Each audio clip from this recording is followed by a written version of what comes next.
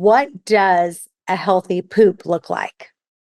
Yeah, that's a great question, and this is one of my favorite topics because back in my early 20s, I actually struggled with irritable bowel syndrome, and so I had intense gut pain, and I would have constipation, diarrhea, right, and all kinds of different issues, and I actually ended up losing about 35 pounds, and I was a personal trainer, so I was eating 6 meals a day, time I woke up, time I went to bed, doing everything I could to kind of maintain a certain amount of muscle mass.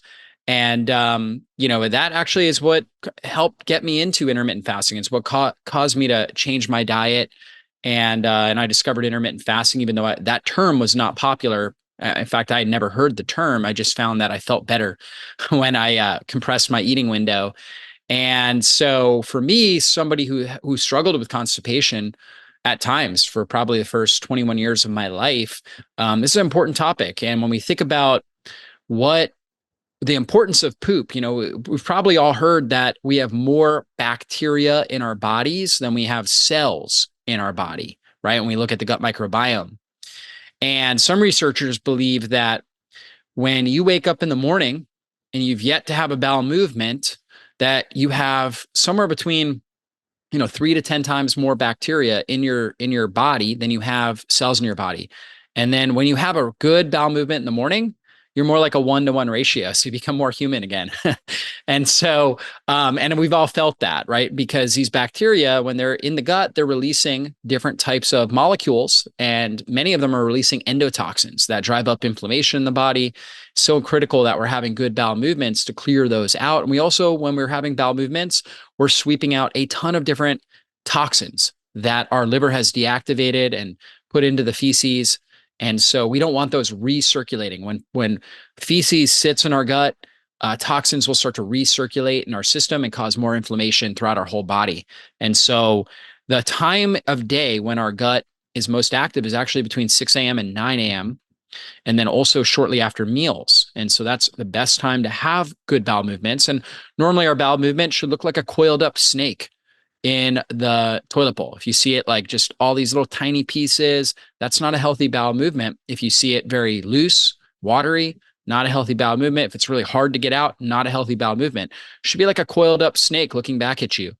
You shouldn't have to wipe a whole lot, right? You should have maybe 3 or 4 wipes and be done. If you've got, a very messy stool, that's a sign that there was more mucus and inflammation that was produced in that. And so, how do we attain really good bowel movements? Well, I think intermittent fasting actually is one of the best strategies for helping us improve the diversity and overall health of the gut microbiome and helping support a healthy gut lining.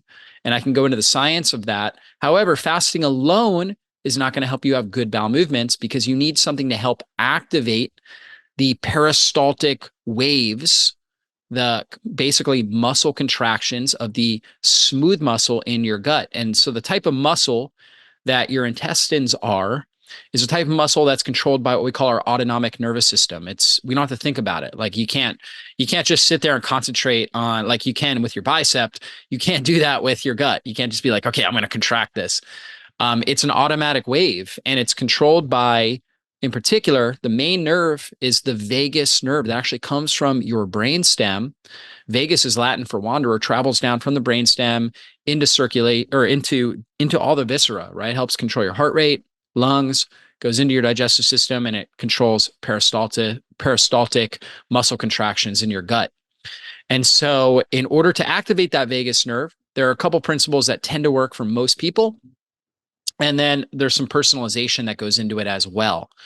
So when we start to think about, for example, the things that work well for everybody, well, number one is your rhythm, right? And so again, 6 a.m. to 9 a.m. is when your gut is going to be most active, according to Chinese medicine.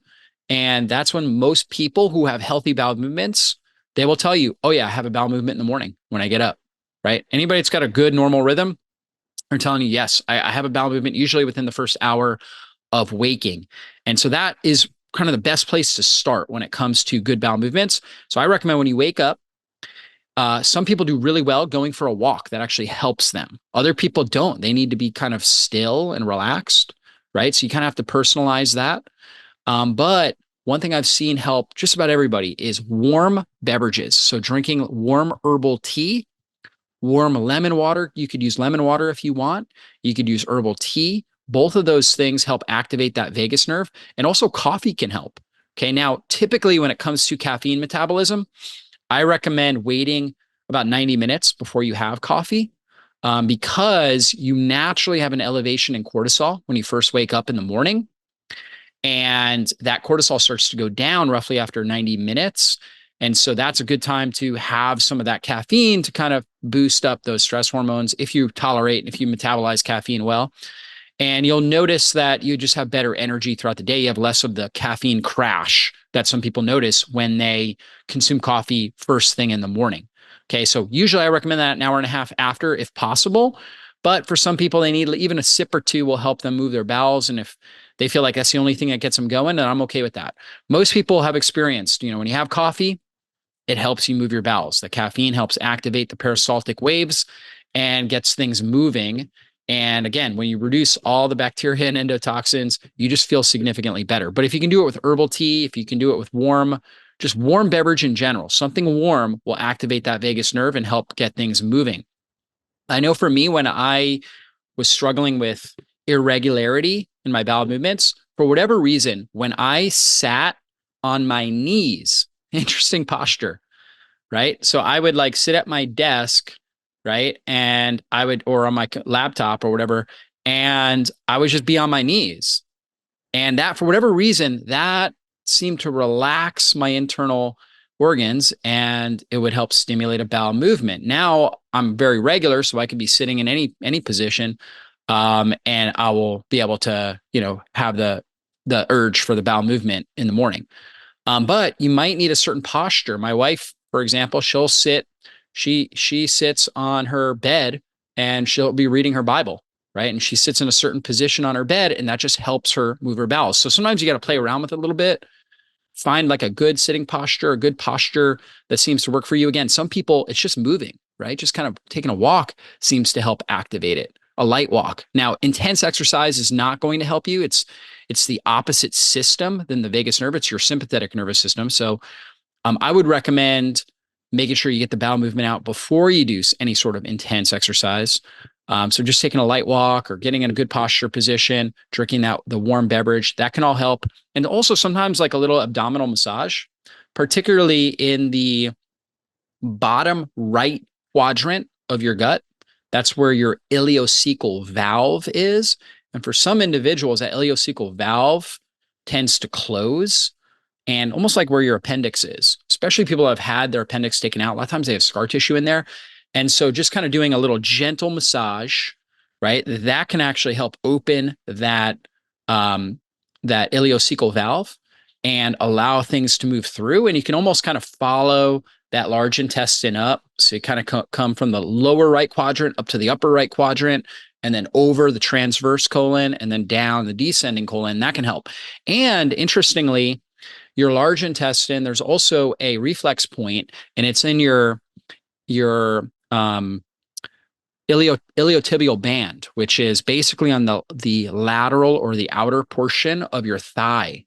And so for a lot of people, and this is something I actually used back when I did struggle with constipation, I would massage the outer portion of my thighs. And a lot of people are really tight in this area. It's a muscle called your tensor fascia lata and TFL, and your iliotibial band, which connects your hip down to one of the bones in your leg, right? Your tibia. And so that band can get real tight. And so you start to massage that out, or you can get on like a foam roller and work that a little bit. And a lot of times that's a reflex point for the large intestine. A large intestine, as that muscle relaxes, the large intestine relaxes as well. And that can help get things moving through there. So just a couple quick tips right there that I think can be really helpful.